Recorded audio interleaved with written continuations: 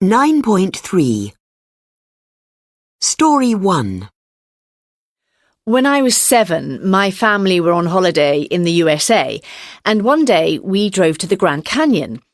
The car window was open, and at one point my favourite blanket flew out the window and was gone.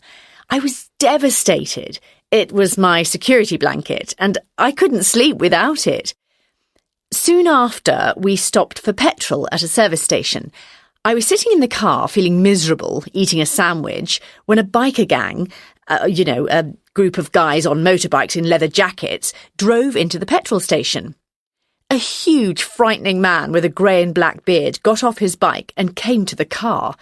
He knocked on the window and then pulled my blanket from his jacket pocket and handed it to my mum.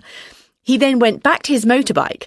I was so happy, I ran up to him and gave him my sandwich. Story 2 This happened about 20 years ago, but the memory is still really vivid. I was recently married, my wife was pregnant, and we had very little money because I only had a part-time job. It was a few days before payday, and I went to a food store to get only what we absolutely needed. In all, I bought about $10 worth of stuff. At the checkout, I swiped my debit card. The cashier said, "Sorry, it says declined. Try again." I asked her to take one item out of the basket, and then I swiped again. There was now a line of customers behind me. The cashier said, "Sorry, declined again."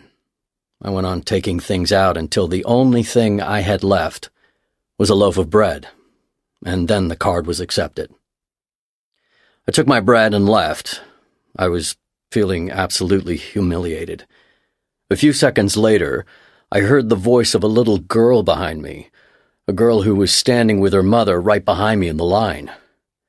She gave me a grocery bag full of all the things I'd put back. Her mother had bought them for me.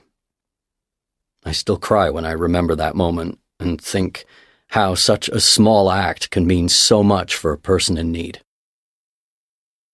Story 3 I'm a painter, and a couple of years ago I was traveling by plane to see friends, and I'd taken my painting things with me.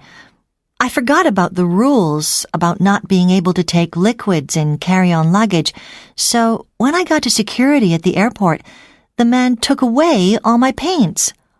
I was really angry with myself for being so stupid.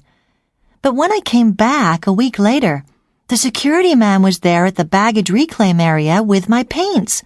Not only had he kept them for me, but he'd also looked up the date and time of my return flight so that he could be there to meet me.